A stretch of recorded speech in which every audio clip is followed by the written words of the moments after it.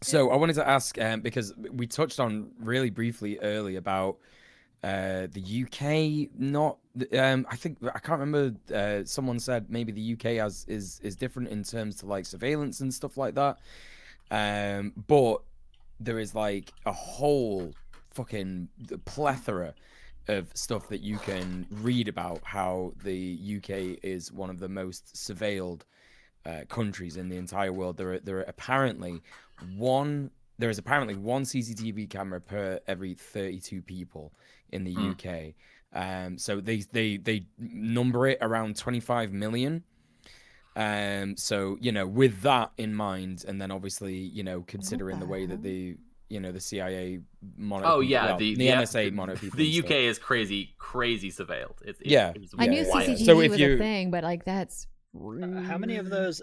My real question is, how many of those are just in London, though?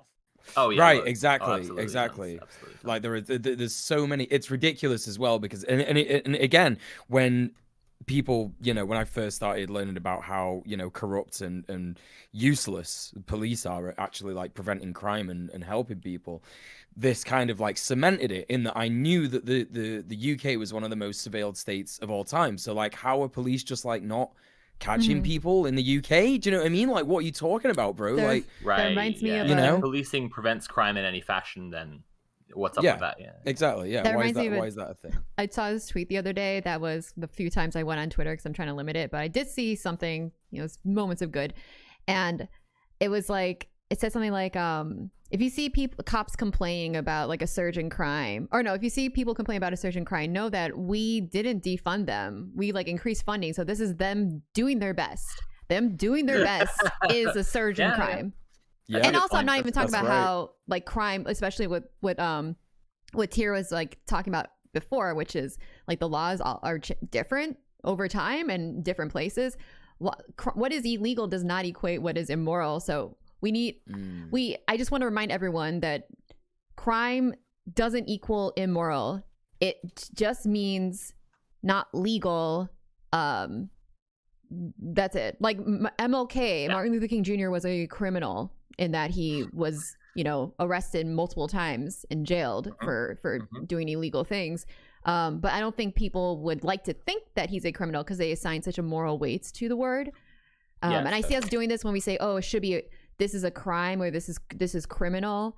And I'm personally trying to cut that out because I think it's kind of like perpetuating that idea. Yeah, we shouldn't. Well, I of don't course, know. you should treat the state as the arbiter of morality. 100%. Right. But it's like, it's just so much yeah. in our environment. This keeps like telling us that same message over and over again. It gets confusing. So I Yeah. point it out.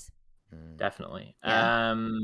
So I think that we should much earlier than we usually do open up for questions from chat, because I think that intelligent questions is going to be the best way to have this conversation. And I'm not sure how intelligent us hosts can be. I mean, you watch for our pretty faces, not for our brains. Says you. You're dead smart and pretty. I am going to take a little 5-minute breather. Okay. And I will be right. Okie dokie. So in chat, if you think of any questions to ask Tia when she gets back, that would be really, really cool. And well, unfortunately, I was going to put this question. I actually was going to bring something to her, but maybe we can talk about it a little bit first. Nicole, I talked to you the other day about the 14 Eyes Agreement. Do you remember this? Mm-hmm. Yeah. Yeah. So this is something I'm not sure people often Which don't. blew my seem to be mind, by aware the of way. this. I didn't know. It's no pretty idea. horrible. You're aware of this, yeah? What? The 14 Eyes Agreement? 14 eyes? Yeah. Don't laugh at me, Nicole. I'm very smart. The 14 eyes. What? What? What you on about? So this is that when we're talking about surveillance, when we're talking about state surveillance, it's actually important to know that your own government is not the one surveilling you. It's actually illegal to surveil, to just surveil citizens of your own country. Unless, and I mean, Tira already commented on this, but obviously organizations like the one that she worked for, like, will surveil people who are like marked out as troublemakers. But by using agreements between governments, basically they've gotten around that pesky little human rights abuse issue that you shouldn't just surveil your own civilians who haven't broken the law in any way. And so actually countries are spying on each other's citizens, just regular citizens. Oh, that's right. And then giving each other the data. Yeah. Okay. Yeah. Yeah. And I'm wondering if Tia can comment on this when she gets back, because obviously she worked directly in that apparatus. Oh, it's like, okay, I'm getting it now. It's like a legal loophole. It says here, Britain's GCHQ intelligence agency can spy on anyone except for British nationals. Yes. And the NSA can conduct surveillance on anyone but Americans. Yes. Don't know about that. But obviously, well, whatever. Yeah, but yeah, like, I sure, don't- Yeah. Yeah, I'm not sure about the validity of that, but yeah, I mean, it would make sense if they have human rights laws in their countries. It's like, oh, well, how do we get around that? Or we just spy on your people for you and tell you what they're doing, you know, and then that's not reaching international It's the truest law. form of unity, in my opinion, as a Biden supporter. If anyone's watched any cop media ever, you know that human rights are a big frustration and annoyance to law enforcement. Yes, that's right. Yeah, Stairs and Patriot Act. Yeah, the Patriot Act from like, what, 2002? I don't know. It was way long ago. So Tia, you're back, and I wanted to ask about the 14 Eyes Agreement and what you have to say about it. Spying on one another's citizens and then giving the data on them to the country that the people live in.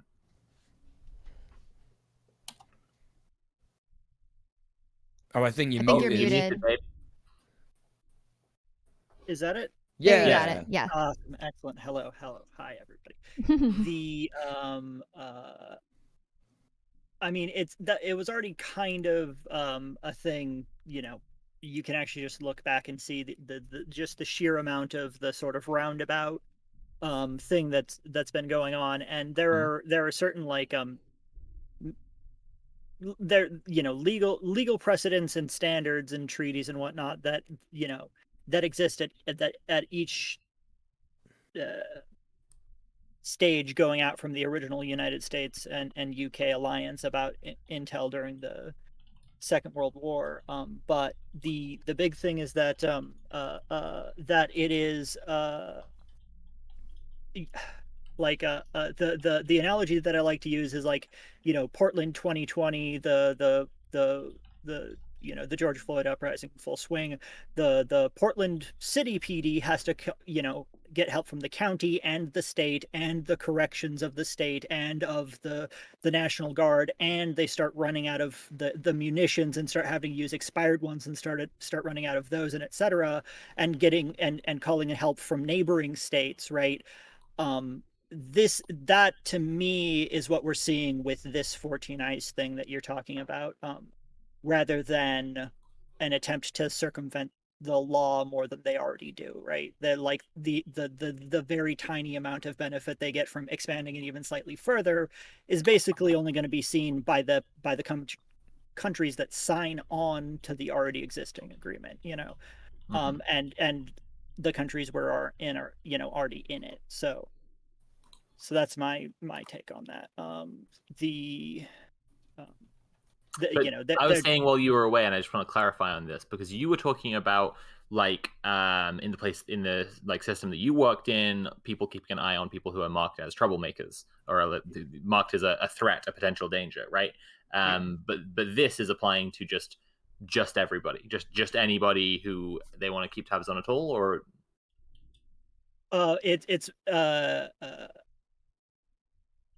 it's about the way that they do collections and the legal authorities and whatever that they do that, as opposed to analysis, which is the stuff that I'm an expert on. So that the big difference is like who's actually taking part in it. So we're running into a not your department issue. Yeah, that's correct. Okay. You were looking at all people's nudes from the cloud. You weren't the one getting them. Yes. So have we had any? Oh, actually, I'm seeing a question right away. So Rinky Dink in chat says, question for Tia. Curious as to her thoughts about data protection legislation. with regards to OPSEC. The UK and EU have, on the face of it, more rights and frameworks for individuals to get information about how their data is processed than, say, USA. But obviously, legislation is still fundamentally written written to empower and enable surveillance. Not that specific a question. More curious for thoughts on the topic from someone who knows their stuff. I'm going to, instead of like dipping into my firsthand experience, dip into the well of history, because the Freedom of Information Act in the United States of America was written and passed so that people would stop raiding offices where secret information was kept and releasing it to the public. And so by giving you this the path to see if your information is being used and how it's being used and whatever, and then when you actually get the document back, it's a bunch of like shorthands, jargons, 3-letter acronyms, etc. It's just like, okay, this doesn't mean anything to me, or maybe it does mean something to me, and I have to explain what all of this means to somebody else, and I look like a crazy person. And, you know, that sort of thing where it's just meant to waste your time and control you, when realistically the problem is that they have the capability to do it at all. Right. That's the moral issue on hand. So. Right. I guess I'm curious, like, I guess I am curious about whether it's worth conceptualizing any limits to state power or not, because obviously, like, the state is just monumentally powerful. Like, it is just an absurdly powerful thing, especially compared to any person, especially compared to any organization, even multinational corporations around the world. The state has so much more power, especially in, you know, through alliances with other states. But I am curious about, like, in your experience, whether there are kind of, well, exploits the other way around. Like, are there weaknesses to the kind of existing surveillance system from your point of view? The way that the surveillance system works is basically that, you know, things get bulk collected, and then the people who do the analysis try to figure out what's related to the things that they're told to care about, and then basically track that's the stuff that's already related. And so everyone's data is getting collected, and some of it is getting saved and processed. Okay. And so, in my opinion, because of the way that the OODA Loop, the one of the decision making sort of schemes that the Navy use, that the Navy teaches, is like, let's unpack that for a sec. Yeah, because I've talked about it before on my streams, but I don't think we've talked about it on here. Oh yeah, let's well, so I've heard it as OODA, like 3 letters, but it sounds like you're saying 4 letters. OODA. Yeah, OODA. Okay. And because the one I know is observe, decide, act. So what's the extra O? Orient, which is like you know, observe and orient is kind of the same thing, really, but you can also break it down further, because you can disorient someone, so they're still making observations, but they can't connect it to something else. That's a good point. That's interesting.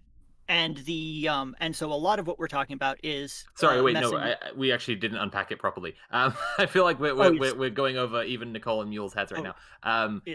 So the OODA loop is basically a tactical analysis. It's something you can apply.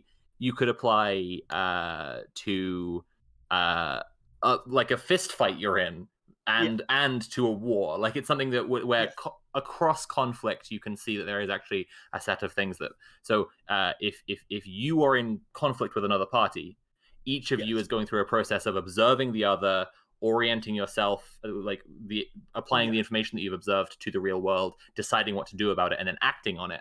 And those steps are where you can stop your enemy. So basically, if you can stop them from observing you, if you can stop them from orienting themselves, if you can stop them from deciding, and if you can stop them from acting. Those are the 4 opportunities to, if you think about it, everything falls into those categories, basically. Yeah. In my opinion, their power, the state's power to observe, cannot be like over assumed, because they have, considering that everybody uses money and the state is the creator of currency, they functionally have infinite money to spend on to throw at whatever problem they have. So they will always have the manpower, they will always have the technology to do the observation with, whether that's sending somebody to Uzbekistan in 1984 to listen in to Soviet fucking minor chatter, Yeah. or whatever, that's, they're going to be able to do it. And so, we talk about ways to frustrate it and to split it up so that their ability to observe is not as good, whether we're trying to put ourselves behind encryption or trying to, take ourselves away from places where we know that they can observe, or to break it up so that we're never talking in any one place where it's easy for them to observe and put it together. I suppose if we're talking about wasting their time, that would fall into the Orient thing, right? Exactly, It would be like, if you know you're just going to be observed and there's nothing you can do about it, but you can make it so that what they're observing matters yesterday, right? Yes. You can make it so that they have wasted time in getting that information, and so you're already acting, right? Yes. And so, finding ways to speak in code, finding, spreading out between different languages so that it's harder to handle it, and as best as possible using multiple languages in the same chats and discussions, and as I said, splitting stuff up so that it's not as easy for them to put together the actual conversation that's happening because it's in different locations and some of it's in person, and etc. Things like this is what's going to make it harder for them to actually figure out what all of the information that's being given to them means. Mm-hmm. That's why I've become a speedrunning streamer now. So that no one, about going fast. Wow. Yeah, way to tie that no in. one thinks. No one's. Popbug in chat says, "What does Opsec stand for?" I know what it means, but what is it actually short for? It is short for operational security, and InfoSec is information security. It's funny when you're talking about the different languages. It reminds me of when I was a kid and we would come up with those like silly languages so we could like talk to each other and tell each other about like how the pig teacher Latin looks and stuff. Yeah, like Adagar Tidiki Chukur it is Litigi would be like, our teacher is very ugly. It's double talk, and then there's pig Latin, and it's like, all right, so we were like onto something though. Like we were trying to keep our conversation coded from our authority figure that has the monopoly on detentions and shit. So we were like, actually, pretty much. If you and your friend invented an entire language which you didn't document anywhere how it works, and only you and your friend understand it, you and your friend have total privacy. You could organize anything you wanted, and no one would actually be able to understand. Unless they have some cryptographer, some sort of like, Yeah, no, that is true. There's still cryptography. Language is on a different level as cryptography, because the reason why it didn't matter that the Japanese, like us, were able to break the codes back and forth and whatever, because on a tactical level, the Navajo code talkers literally won the Pacific War for us for the Marines. Like, wow. Because we were able to have Japanese people, like people who spoke Japanese as first or in-home language, like listening in and being like, okay, they're over this hill, they're planning on storming, so we just point the guns and shoot the guns, whatever. And then they would get our comms and they're like, it's in gibberish, thanks. Like, right, okay, because they were expecting English, okay, right. And they get Navajo, yeah. Right, that's really interesting. So just to make sure that we have a conclusion on the question I was asking before, you said it cannot be overestimated, like the state's ability to observe. Yes. Yeah. There are multiple states on this planet that have the ability to cause complete extinction of all life on Earth. Yes. To think that they could just, they were listening to each other's telegraphs, they were listening to each other's phone calls, they were watching each other's private telephone lines that they were able to do with telephone calls that they were, what are they called? VTC, virtual teleconferences, that shit, like, right. And all sorts of shit, and the fire hose and breaking your stuff up are the two ways that really get in the way of actually evaluating what the information that you're given is. So if you can't get the whole picture, that's difficult. And then if you're given so much that you can't figure out even what matters, those are the only two, like, effective. Right. Okay. So I imagine to some degree that the latter would be something that was likely in play in the lead up to January 6th. Like, people were talking so much, right? Like, across these platforms, that it would be hard to tell.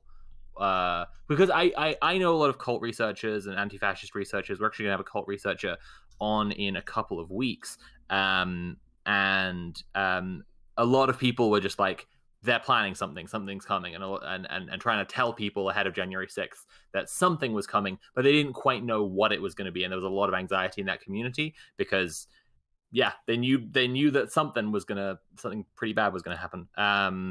Everyone was talking about it, but no, like there wasn't enough people talking about it, like concretely enough. It's like the final like that's the apotheosis of stochasticism is what happened there. Yeah, right. Okay. Can you unpack that for for people who don't have you and I our love of incredibly obscure language? Apotheosis, the ultimate divine power. So like it raises itself to its most powerful and explicit form. Like I don't think we could reasonably expect something like the stochastic rhetoric that has inspired so many mass shooters and violence to do something more effective, mobilize more people than we saw on January 6th, or in a more like organized, like it's always going to be disorganized. It's always going to tend towards your people. And so what we saw was the maximum level that the stochastic rhetoric can do for a large group. Just a huge disorganized mass who doesn't even know what they're doing or why they're there.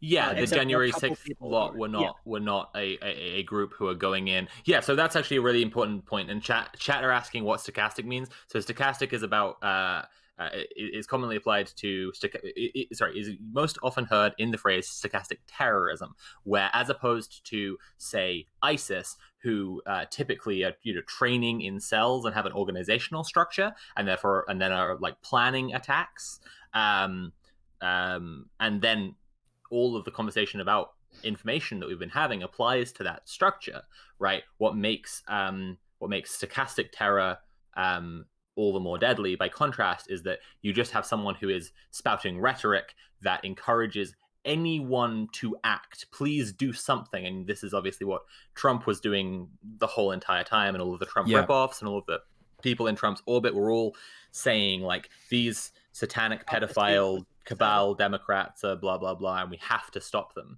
And so people would decide on their own to act, and you can't intercept or observe. You can't see what the planning is if it's just one person who's just planning it all in their head. Well, there's that really famous, not famous, but I guess famous if you're like an uber online political nerd. Like there's that post where it's a video of one of Charlie Kirk's followers, fans, whatever you want to call it, supporters, and he's going, when do we just get the guns and start killing people? And Charlie Kirk is like, no, never said that, did I? And that's the benefit of having these sort of like really, like you say, like just very vague, like we need to do something now, we need to act now by any means necessary, etc., because it's just very vague, and people are going to take it how they want. And obviously that guy probably took it how Charlie Kirk maybe might have wanted it to happen. But you can't prove in a court of law that Charlie Kirk was trying to get people to act that way. Right. And there's the rub. Right. I'm still trying to unpack what my very smart friend has said for my for my wonderful friends who are smart in their own way. What you mean by the stochastic apotheosis is that stochastic terror, right? You have someone who's talking and they're encouraging people to do something, and then people just do it, and there isn't this planning that can be intercepted and therefore stopped, which is very scary. And in the case of January 6th, loads of people were talking, and they were talking very seriously about doing something. And because of, like you say, that's fire hosing. There's this enormous wealth of information, and you can't actually tell what the serious plan is. And then on the day, it's like some people have gotten together and decided to do this, and they told their friends like IRL or in a phone call or in a text without explicitly saying we're planning to storm the Capitol kind of thing. And so people just came to this event, and then the event turned into this thing. And so what you're saying is, while there's been a lot of focus on stochastic terror and I've just been explaining what's scary about it just now, like the ultimate form, the kind of worst case scenario for what it could be, looks like January 6th. Whereas something like Patriot Prayer, who march in lockstep and wear a uniform and clearly are organizing together, they could do something a lot more serious because they're organizing. And what do you call that kind of terror? Is it organized? Like, what's the word for that? Organized terror? Okay. Yeah, stochastic in this case just means random. It's from the Greek root that means random. Okay. And when I say that it's the ultimate form, I mean the ultimate form of as organized as something like stochastic terror can provide. Whereas, the most common form we see where it comes out is, one person doing, lifetimes of damage all, in an afternoon, in a 5-minute period. Yes. And so when I say it's the ultimate form, I mean that, that the people that we have to watch out for are the people who are actively organizing and actively trying to put something together, whether they're already in power or whether they're trying to get into power, and not people who are just like, well, somebody has to do something about it, because as we generally know, the bystander effect means that somebody might do something about it, but just as often nobody does. Well, eventually, and so those individual acts which heighten the escalation of tensions, which leads to an increased police presence, and which is already what the right wing wants, because once the right wing controls the government, the police, which have been given more money and resources to deal with their terror threat, well, now they're in control of the police, and exactly. Do you think very cool? What a wonderful future America has. So just to be clear, you're saying that we should pay attention to the organized terror, for instance, and not so much at the stochastic terror? Or am I misunderstanding you? You cannot predict or protect yourself from stochastic terror. It's like a lightning strike, basically. If a guy who has been watching way too much Ben Shapiro, Nicole, while you're at Whole Foods, a guy who's been watching loads of Ben Shapiro shows up with a gun, there is nothing that could have been done up to that point, because that guy wasn't posting anywhere that he was planning it. He wasn't telling friends, let's do this. There was no way to intercept it and stop it. And it's just happening now, right? Wouldn't you say that there is a source of the, like, if he's a Ben Shapiro fan, then wouldn't that be the way that we stop it? And couldn't you think of Ben Shapiro as like the ringleader of an organized? That would imply that the people who are surveilling us would want to surveil Ben Shapiro fans. It's almost like they don't give a fuck about people like that. Do you know what I mean? I'm trying to relate this to, like, maybe because a lot of us can view, like, January 6th, for instance. But so we're working off of these events, but I'm trying to think of more, if we can boil these things down to maybe like internet interactions, where it's just so people can have like a more tangible grasp on it, because I think there are some maybe parallels with the way that, say, harassment campaigns work, like something like Gamergate. Is that stochastic? Or in a sense, yes, because they had the forum where they were telling people, Ian Danskin covered this in that video about Gamergate, right?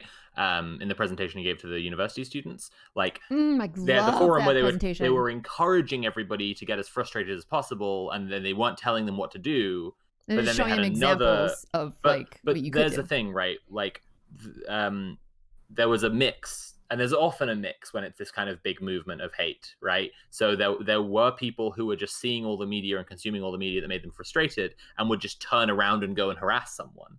But there were other people who were in more private channels organizing Gamergate as a harassment campaign. Yeah, like in Discord channels. I mean, we get harassers here that they'll sometimes just tell us, oh, we all plan to come in here in our Discord, and it's okay. So you're making plans, you're talking about these plans, and then others are just part of toxic communities that they don't say. In fact, they might go out of their way, like you said, the Charlie Kirk example. They might say, no, don't do that, but it's like that's what we know they do. That's their function. Okay, I think I'm kind of getting a better grasp of this. Chad, do you feel a little bit better about these terms? Because I've heard the term stochastic a lot, and I even said it, but I don't think I've ever truly understood what it was. So this is I knew what apotheosis was.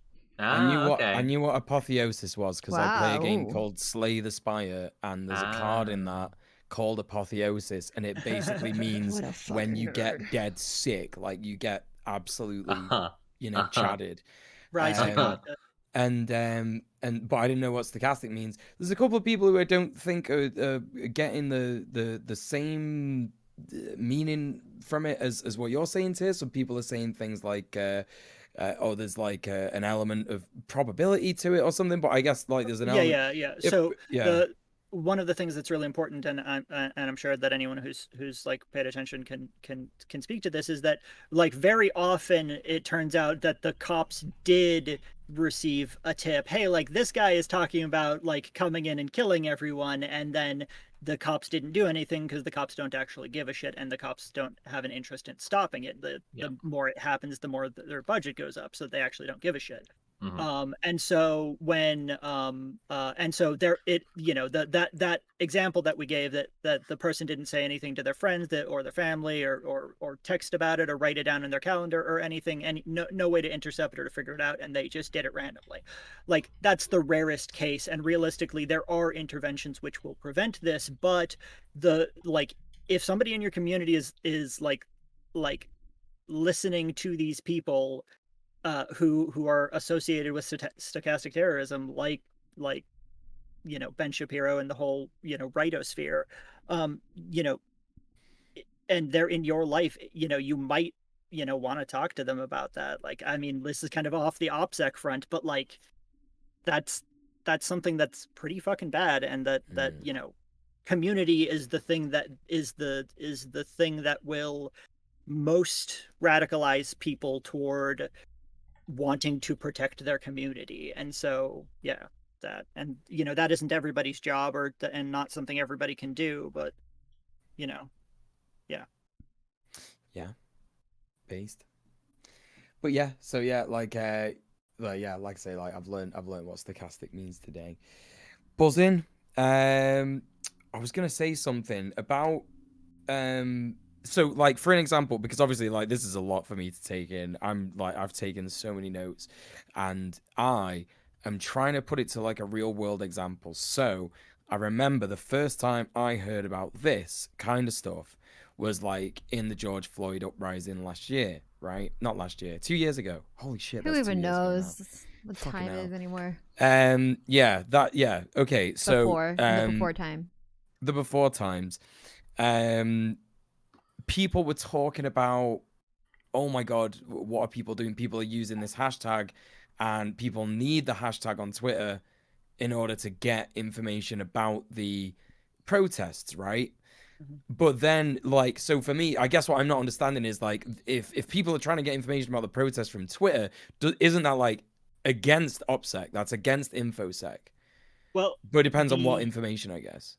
The way that these practices were designed was with an understanding of secrecy and security as something that you do to protect your assets, whether they're like conceptual assets like your secrets or actual physical assets, right? And so the OPSEC and InfoSec are trying to protect something that is secret, and something that is then defined as something whose disclosure would damage the United States' ability to protect itself or its strategic interests, right? And so when we're talking about the things like, well, should somebody be able to post what they're doing on Twitter, or like, hey, we're having a protest, come join us on Facebook? Well, most protests are legal, and they don't require you to protect your identity or to protect everything. Not in Britain.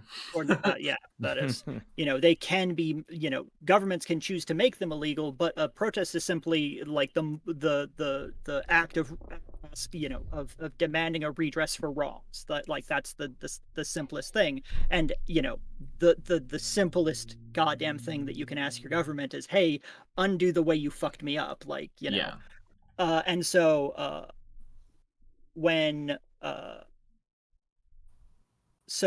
we don't have anything to hide, finding out that like I'm going to protest because I don't think the police should be killing someone is not some what's the grossest secret that I have to hide. Exactly. And so with the ability to do infiltration and surveillance and co-opt people and etc., and all of the violence that the state has in play, like there are levels where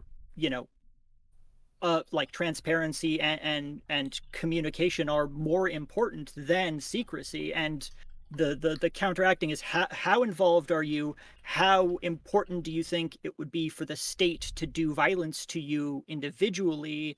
And all these things, you're doing these running tallies of who's so important, who's so integral that we, that I don't want to endanger them by putting information about them on the internet. Because remember, you can make the decision about endangering yourself, but you should not be making the decision about endangering somebody else. And so a lot of these practices are going to be something that you want to do to protect your comrades as well, especially. I have an example that might help to unpick this and explain it a little bit better, which is an example of a failure of OPSEC that somebody told me about. So they are involved with renters unions, and they were arranging, I might get some of these details wrong, but we can still use it to pick it apart. They were arranging an eviction resistance, and so people needed to come to a place to resist against the bailiffs evicting somebody. And what they did was put out across social media through WhatsApp group chats basically a flyer saying like eviction resistance, this date, this time, and the address, right? And the reason that's an OPSEC failure, right? Contrasting against what we were just talking about, like in both cases, you want to share. We're basically doing a protest. We're doing a place where people gather together and say no to something. And so using social media is completely fine. But if you are sharing the address of the person who you're trying to stop from getting evicted, that is a piece of information that you want to keep secure and secret, right? So that's one that you would only give to people who have then said, yes, I'd like to come to that protest. Or yes, I'd like to come to that eviction resistance. It's an issue from two angles, right? So one is a more general security, which is just like if you're just announcing to the world we're doing this thing at this place. If there's someone, I mean, this is less true with like a renters union, but if you were trying to help out like people in a homeless camp, like far right groups do terrorize homeless camps constantly, right? So if you were doing that, then you'd be making the information available to fascists who that would make your event unsafe. But if it's in the case of, but the other side is a tactical one, which would be that if the landlord knows that their tenants got the renters union involved, and then they're watching your socials, and then they see you post, we're doing an eviction resistance this time and date at this address, and they're like, oh, that's an address of the property that we manage, so therefore, like, we know that eviction resistance will be there, and we'll just do the eviction on a different day. See, so that's like where they did need to use social media to get out information that you do want to share, but they shouldn't be sharing all the information because some of it was information that should be protected. Yeah, it's like when you said before about like making sure no one involved knows too much. That's how that relates to that, right? Sure, yeah, exactly. There's a lot of please go ahead. Okay, so the big thing is that, like, with the ability to, like, if any one person becomes so integral to the operation that losing them means that the operation falls apart, that person is going to be lost. That's what the strategy of the local, state, and federal authorities in the United States has been since the 60s, and it has been incredibly effective at suppressing political movements in the United States. And so if somebody is putting everything onto their own back, or if somebody is so useful, so over the top good at all of these things, like you need to talk to them about how useful they're becoming, because they're painting a target on their face. Yes, we should use another big word and then unpack it. This is why organizing needs to be acephalous. So acephalous means without a head, right? So if it, exactly as Tira is saying, if there's anyone who is too important, then they're going to be the one that is targeted by all that stuff. And actually, in the organizing interview that I did with Emmy, she highlighted something really important, which is kind of the contrast to this. A lot of organizations suffer from what she called the tyranny of formlessness, where everyone assumes like we should all be able to do all the things, and we should all do a bit of the thing just based on who is available when, rather than taking specific roles and doing specific things and playing to your strengths. And it's still important to play to your strengths. So I just want to get this message across in a balanced way. It's important to, within an organization, play to your strengths. Emmy gave the example that she's very, fast on her feet in terms of thinking of things to do and ways to act, and she's also very funny. So she does the social media and press stuff for their organization, and so you should still play to your strengths with and know what people are good at, but also if one person's just good at loads and loads of stuff, don't just put all of the responsibility onto them, because then you're just reaching a point where they could just be removed and then your organization can't do anything. Which is why we encourage y'all to copy our format and do it better than us, please.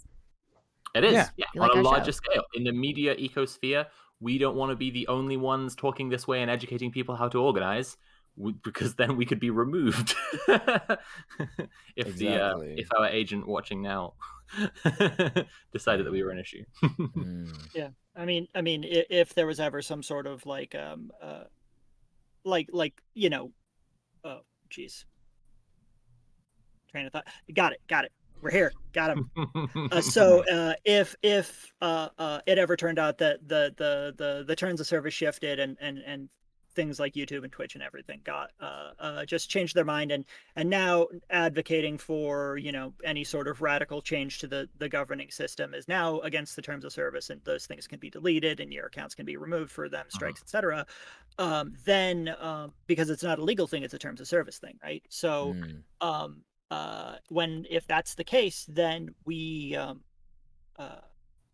then every single person who is doing that is liable to lose their account, is liable to lose their streams, their backups, their uploads, etc.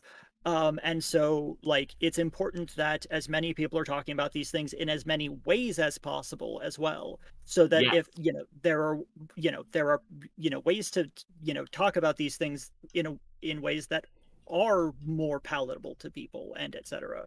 and less specific ways. I don't know. I feel like that's important to talk about as well. Oh, 100%. I agree.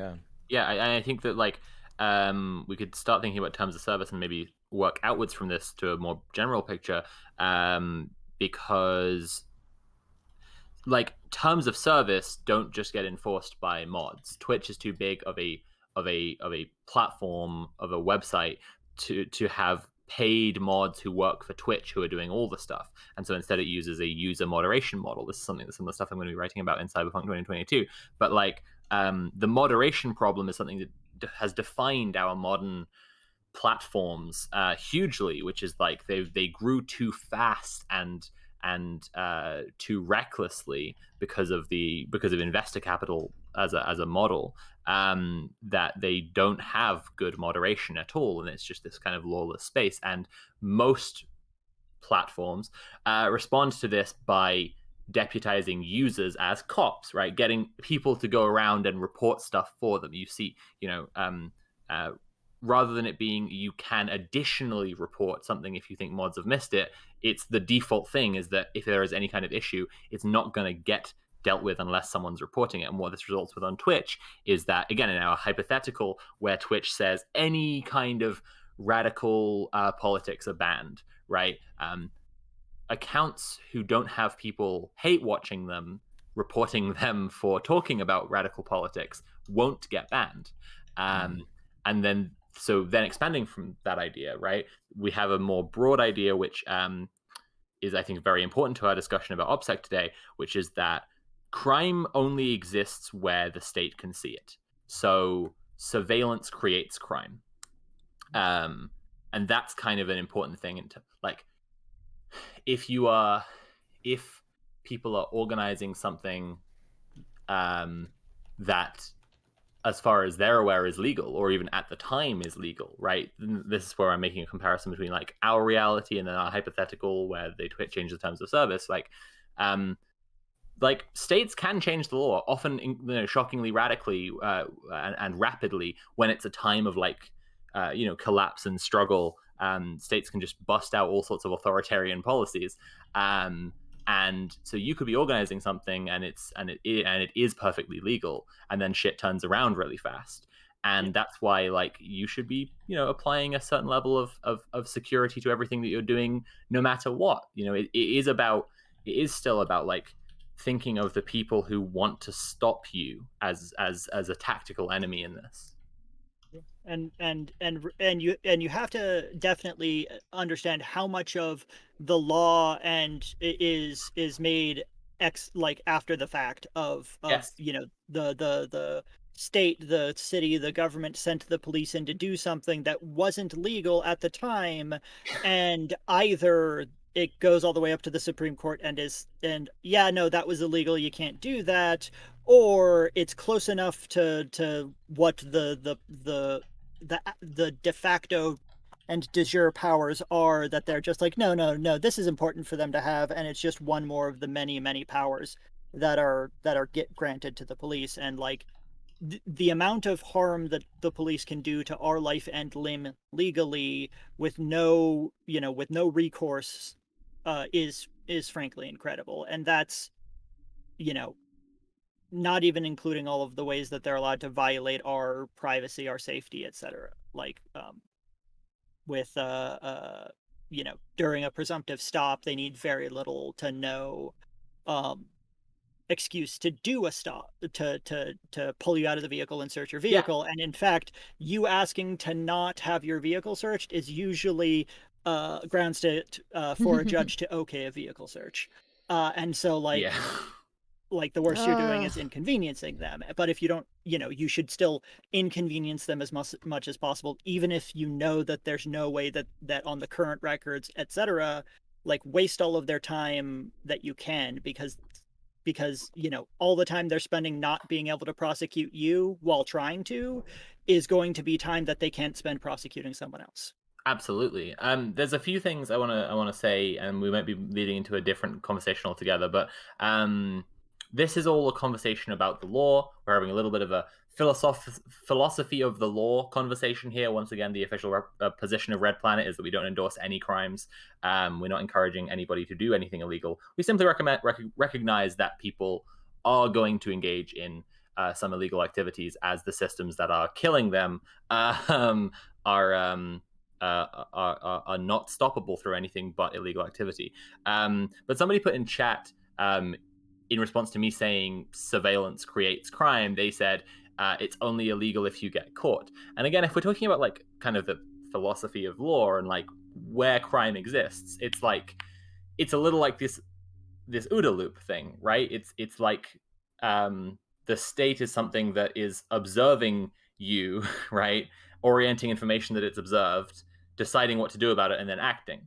If it's decided that you're a threat, right, what it's going to act and do is create a crime around, like if it's observing you and it puts a picture together, right, and then sees that what you're doing is completely legal under existing laws, but a threat to the state in a really meaningful way, the state will write laws on the spot to prosecute you.